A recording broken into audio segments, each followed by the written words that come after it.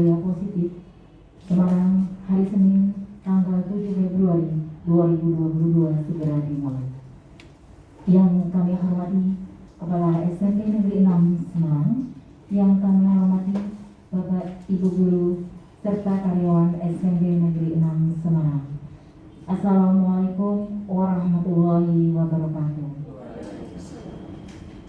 Tak henti-hentinya kita selalu panjatkan puji syukur, alhamdulillah, kehadirat Allah Subhanahu wa Ta'ala. Kiranya berkat Tuhanlah, dengan izin Tuhanlah, pada saat ini, pagi hari ini, siang hari ini, kita diberikan kesempatan, kesehatan, sehingga kita bisa melaksanakan satu agenda, yakni sosialisasi budaya positif. Mengawali kegiatan pada siang hari ini, kita awali dengan menyanyikan lagu Indonesia Raya. Kepada Ibu Dani, dipersilakan.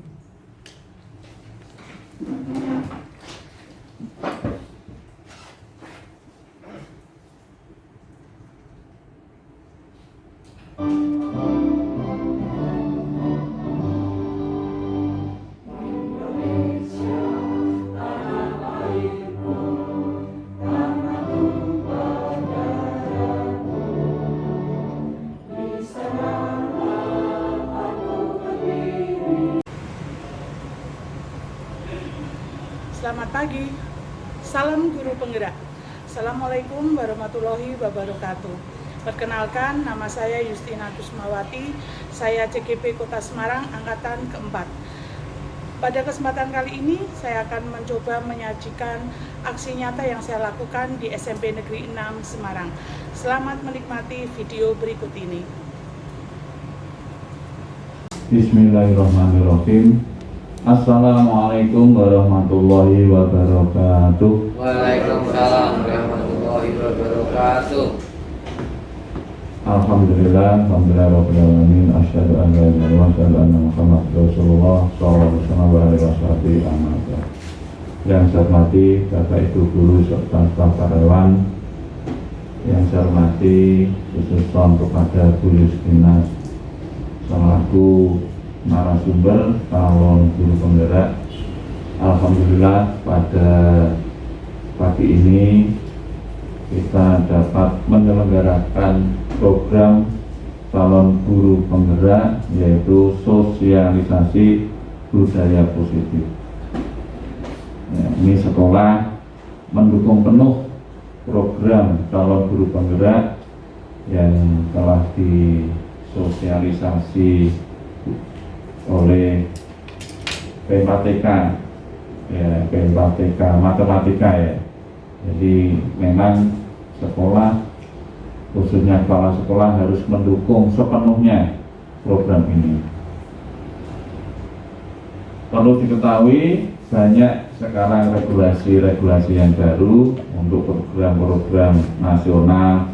Tentunya Bapak Ibu guru telah mengetahui ada program guru penggerak, sekolah penggerak, praktek mengajar dan sebagainya.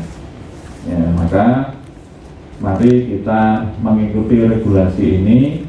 Ya, kita jangan sampai ketinggalan informasi. Ya. Kemudian di era sekarang, bahwa era pandemi ini, ya, mari kita pembelajaran kita tetap tingkatkan, jangan sampai dengan adanya pandemi terus anak-anak terbengkalai. Ya, kita harus bekerja semaksimal mungkin. Perlu Bapak Ibu sekalian, selanjutnya adalah paparan materi sosialisasi budaya positif yang akan disampaikan oleh Ibu Yustina Kusumawati, SPD MPD. Kepada Ibu Yustina Kusumawati, dipersilakan. Pemikiran Ki Hajar Dewantara dan bagaimana membangun budaya positif yang ada di sekolah. Nah, saya akan mulai terkait dengan pembelajaran yang ada di sekolah kita. Apakah kita sudah melaksanakannya sesuai harapan-harapan Ki Hajar Dewantara? Nah, nanti kita lakukan sambil refleksi begitu. Kira-kira saya sudah melakukannya di pembelajaran atau belum? Nanti Bapak Kepala Sekolah juga meminta ada umpan balik untuk Bapak Ibu, kira-kira yang dipikirkan Ki Hajar Dewantara sudahkah kita lakukan bersama di PJJ kita, PTM kita, dan dalam pembelajaran termasuk mulai mendesain sampai dengan mengevaluasi pembelajaran. Yang pertama, Bapak Ibu, pendidikan haruslah menuntun, bukan menuntut. Itu yang di awal-awal kami di doktrin untuk betul-betul paham bahwa pendidikan itu haruslah menuntun, bukan menuntut. Tuntunan terhadap segala kekuatan kodrat yang dimiliki anak agar ia mampu mencapai keselamatan, kebahagiaan yang setinggi-tingginya baik sebagai seorang manusia maupun sebagai anggota masyarakat. Istilah ini Bapak Ibu pernah sampai pada satu titik dialog yang alot gara-gara dari filosofi ini muncul istilah pendidikan itu harus menghamba pada siswa gitu. Nah, kata menghamba ini juga pernah alot begitu karena kita berasumsi bahwa satu-satunya yang harus kita sembah hanya Tuhan gitu. Tapi dalam perjalanan bahasa Bu Susi ya, ada perubahan makna gitu ya. Akhirnya disepakati kata menghamba itu bukan kita menyembah-nyembah begitu, bukan. Tetapi kata menghamba ini kita sepakati kita berpihak pada siswa. Karena mungkin selama ini saya pribadi terutama saya lebih banyak menuntut ideal saya seperti ini, saya menerapkannya seperti ini, kamu ya harus mengikuti yang harus Bu Yus lakukan begitu. Nah, ini ternyata menurut filosofi Ki Hajar Dewantara saya melakukan kesalahan. Saya belum berpihak pada siswa karena belum melibatkan siswa dalam proses pendidikan yang dilaksanakan begitu. Berikutnya, Ki Hajar Dewantara juga mengumpamakan bahwa pendidik itu adalah seorang petani. Petani yang menanam padi tidak dapat mengubahnya menjadi jagung. Petani hanya dapat menuntun tumbuhnya padi. Ia dapat memperbaiki kondisi tanah, memelihara tanaman padi, memberi pupuk dan air, membasmi ulat-ulat atau jamur-jamur yang mengganggu hidup tanaman padi, dan lain sebagainya. Nah, selama ini kita berasumsi peserta didik kita itu orang dewasa yang bertubuh mini. Jadi, saya aja bisa, mosok kamu tidak bisa. Hal yang paling sepele adalah ketika saya membuat kuisis. Soal ini kayak iso berasumsi bahwa murid harus bisa, padahal bisa menurut siapa? Bisa menurut saya atau bisa menurut peserta didik. Lupa kalau apakah yang saya berikan itu dalam proses pembelajaran saya sudah memberikannya.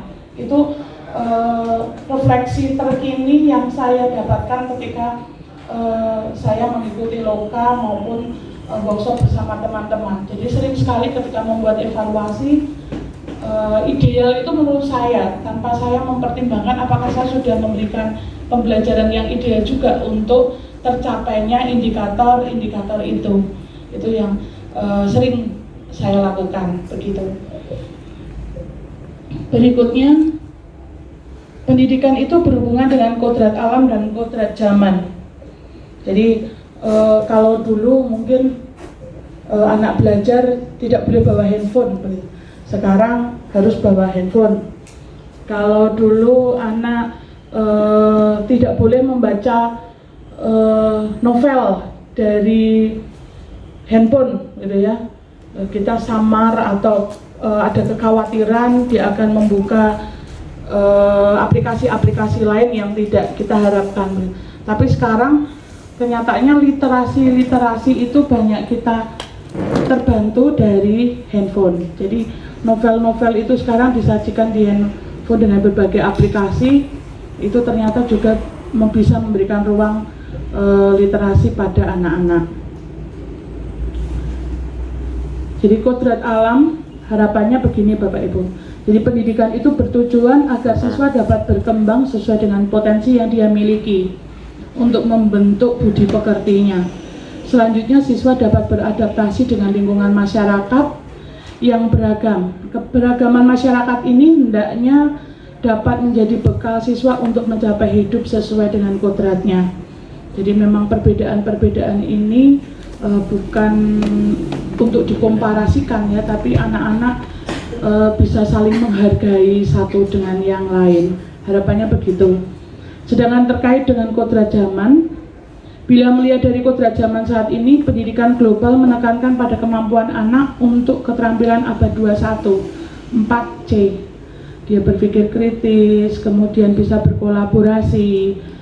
Sudah tidak zaman ketika pembagian kelompok, satu anak tidak mendapatkan kelompok karena dikucilkan oleh teman-temannya gitu, tidak. Jadi memang mereka diminta bisa bekerja sama dengan semua teman sejawatnya. Anak dapat menerima pengaruh dari luar tetapi harus disaring dan tetap mengutamakan kearifan lokal budaya Indonesia. Nah, berikutnya masih filosofi Ki Hajar Dewantara, Bapak Ibu, yang tadi saya maksud di awal bahwa pendidikan itu harus menuntun.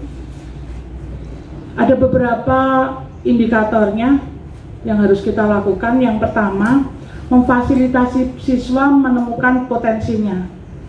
Nah, kita kadang lupa pengennya seragam biar memudahkan kita menilai, misalnya saja sih seperti itu. Jadi sebetulnya itu tidak memberikan ruang untuk mereka kreatif. Nah, biasanya kita seragamkan ketika membuat kesimpulan dalam bentuk media poster saja. Nah, next saya berencana setelah kegiatan aksi nyata ini, ketika membuat kesimpulan mereka tidak selalu harus berupa poster. Saya berikan kebebasan mungkin membuat PPT digital atau membuat video rekaman untuk di launching. Nah, itu bisa menemukan potensi mereka masing-masing, karena tanpa kita sadari terkait dengan IT, anak-anak sekarang lebih canggih. Sampaikan saja Filmora, saya mengedit Filmora kenal baru sekarang, tapi anak-anak kita Filmora sudah tidak asing lagi. Bahkan banyak Bu, ada kata apa ya, ada TikTok, ada, itu bisa dijadikan media untuk belajar. Jadi tidak sekedar sebagai medsos, tetapi sebagai media belajar, bisa tergantung kita mengarahkannya. Kemudian mendidik dengan sepenuh hati. Jadi apapun kondisinya, seperti yang disampaikan Bapak Kepala Sekolah tadi, mau PJJ, mau PTM, mau daring, mau full tatap muka, mau 50%, mau 100%, apapun aplikasinya, kita mau Zoom, mau pakai GCR, mau pakai apa saja, asal kita memberikannya dengan sepenuh hati, pesan itu akan sampai, begitu.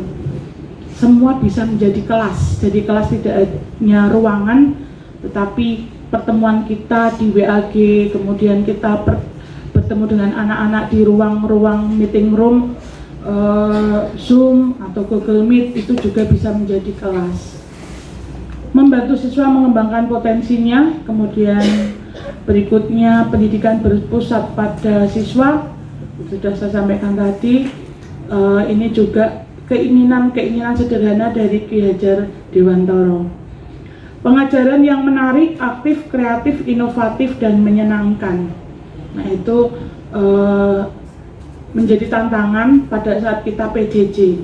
Kalau pas kita PTM, apa saja bisa kita lakukan langsung kepada peserta didik, amazing. Kita bisa lihat ekspresi, bahkan ekspektasi kita bisa dicapai anak, bahkan melebihi kalau kita ketemu langsung, begitu ya. Reaksi, respon dari peserta didik bisa langsung kita tangkap. Kemudian kita bisa memberikan umpan balik untuk mereka. Tapi kalau PJJ ini tantangan Bapak Ibu, terutama bagi saya, apalagi sepertinya ini mungkin Bendara Bos mengiyakan bahwa sudah tidak ada bantuan lagi kuota untuk peserta didik dan pendidiknya. Nah, ini juga tantangan. Meskipun 2 minggu, kita nanti bisa lihat apakah informasi-informasi itu tersampaikan lewat WA, terselesaikan di GCR dan sebagainya. Ini nanti kembali ke permasalahan semula, kuota. Nah, berikutnya membentuk siswa yang memiliki budi pekerti. Itu yang terutama di PJJ saya yakin ada yang merasa bahwa sebagian nilai karakter pasti tidak maksimal kita kembangkan kalau dibanding pada saat kita PTM. Tapi tetap tidak boleh menyerah. Kalau Bu Nani dulu ngendikan tidak boleh juweh, harus mulai dari hal kecil kita bisa sampaikan. Hal yang sepele seperti WA gurunya, Bu bisa dikoreksi pekerjaan saya, ini namanya siapa, kelas berapa, kita tidak tahu. Nah itu kan hal-hal kecil dari nilai karakter yang bisa kita maksimalkan untuk menyampaikan yang benar seperti apa, yang pantas luas seperti apa, yang memenuhi etika subosito yang seperti apa gitu. Ini tantangan buat kita, terutama saya pribadi, dengan durasi waktu yang tidak banyak pada saat PJJ, bagaimana kita bisa membentuk siswa dengan budi pekerti luhur yang menjadi nilai-nilai baik sesuai dengan yang diminta oleh Ki Hajar Dewantara. Berikutnya, berkolaborasi dengan orang tua, teman sejawat, pimpinan dalam hal ini, dan instansi yang terkait dengan proses pendidikan. Nah, alhamdulillah kita berada di lingkungan sekolah yang mendapatkan fasilitas dari Bapak Kepala Sekolah maksimal. Ini juga menjadi potensi kita, dukungan dari komite yang dikelola oleh kawan-kawan humas, kemudian dukungan dari alumni, ini juga menjadi potensi untuk SMP Negeri 6. Berikutnya, ini kodrat alam ya, kodrat alam dan kodrat zaman seperti tadi sudah sedikit banyak sudah. Lanjut. Nah, apa yang diminta dari Ki Hajar Dewantara sepertinya sama, cuman mungkin dikemas dengan istilah atau istilah berbeda. Sekarang yang diminta adalah profil pelajar Pancasila. Kalau dulu nilai karakter begitu ya benar nih. Sekarang isinya sama, tetapi yang diminta bagaimana kita bisa membentuk anak-anak dengan profil pelajar Pancasila. Nah, teman-teman pasti sudah perso bahwa apa sih profil pelajar Pancasila. Jadi harapannya adalah anak-anak itu yang pertama beriman, bertakwa pada Tuhan Yang Maha Esa dan berakhlak mulia. Kemudian berkebinaan global, jadi bergotong royong, kreatif, bernalar kritis dan mandiri, itu harapannya. Nah, nilai-nilai ini beberapa sudah kita terapkan dalam pembiasaan-pembiasaan yang dilakukan di SMP Negeri 6. Hanya mungkin konsistensinya yang kita sering tidak komitmen pada konsistensinya. Sepertinya sudah hal-hal semua baik yang kita rancang, yang kita kerjakan, tetapi mengawalnya sampai menjadi sebuah karakter, jadi pembiasaan itu menjadi sebuah karakter, itu yang kadang kita, karena kesibukan kita, karena tuntutan kita yang lain, jadi kita lupa, ada yang beberapa yang terabaikan begitu.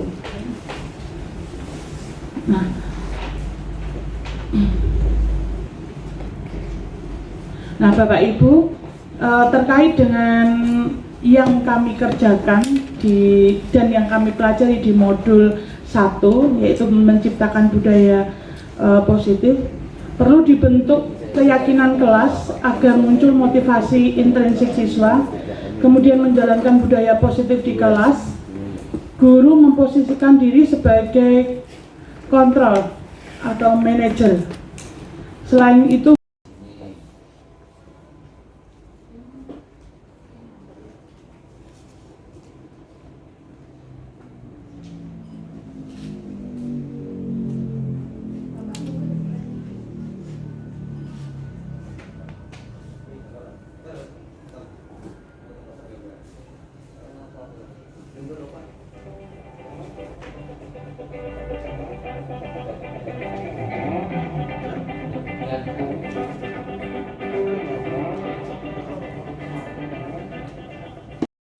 Saya kenalkan, nama saya Pak Budi, guru mapel matematika SMK Negeri Semarang. Setelah saya mengikuti modul 1 tadi, saya ingin menanyakan bahwa pendidikan itu ada dua, yaitu kodrat alam dan kodrat zaman. Di mana saya mengamati di kodrat zaman, memang akhir-akhir ini kita dipaksa ya untuk mengikuti zaman. Namun di Indonesia ini kita sebagai orang timur pastinya zaman itu ya, zamannya kan memang sudah berubah ya. Untuk yang sekarang ini juga anak-anak mungkin main egrang itu juga sudah nggak kenal itu. Nah, karena itu kita juga bisa memanfaatkan zaman yang sekarang ini, bagaimana bisa menjadi media perubahan permainan gitu ya, yang zaman sekarang ini bisa menjadi media dalam pembelajaran. Kemudian saya lebih ke ini ya, ke pendidikan berhubungan dengan kodrat zaman. Zaman kita dengan zaman anak-anak ini kan sudah berbeda. Zamanku dulu zaman sikil rane patu kan gitu ya. Kalau sekarang kan zamanmu zaman sikil ora tahu melaku. Namun demikian nilai-nilai pendidikan yang dicanangkan oleh Ki Hajar Dewantara itu tetap masih bisa. Ya, masih bisa diterapkan di zaman sekarang ini. Nah, sehingga menurut saya seorang guru memang dituntut untuk lebih kreatif, lebih mengenali perubahan zaman dan memanfaatkan dan kodrat alam secara bersama-sama. Saya akan coba berikan contoh dari kodrat zaman aja, bukan kodrat alamnya. Ya. Sama. Ya. Zamannya. Kodrat Yang sulit mempertahankan kodrat zaman. terkait kearifan lokal kan maksudnya begitu. Nah, saya akan mengambil dari kacamata mapel saya. Untuk kearifan lokal kita punya, menurut Ki Hajar Dewantara itu paling senang pendidikan itu disajikan dalam bentuk bermain. Jadi Ki Hajar Dewantara dulu sering menyajikan pembelajaran pendidikan itu dalam bentuk permainan-permainan. Nah, harapannya banyak sekali permainan-permainan lokal yang bisa kita gali, yang sampai hari ini masih ada tetapi karena tidak tereksplor jadi hilang. Padahal di permainan-permainan itu bisa kita pelajari terkait dengan zaman. Saya ambilkan contoh, kita pernah punya Ibu sekalian, pernah sudah acara program sosialisasi budaya positif yang disampaikan oleh Ibu Justina Kusumawati. Saya Luciani selalu memandu acara dari awal hingga akhir, mengucapkan terima kasih dan kami akhiri dengan ucapan wassalamualaikum warahmatullahi wabarakatuh.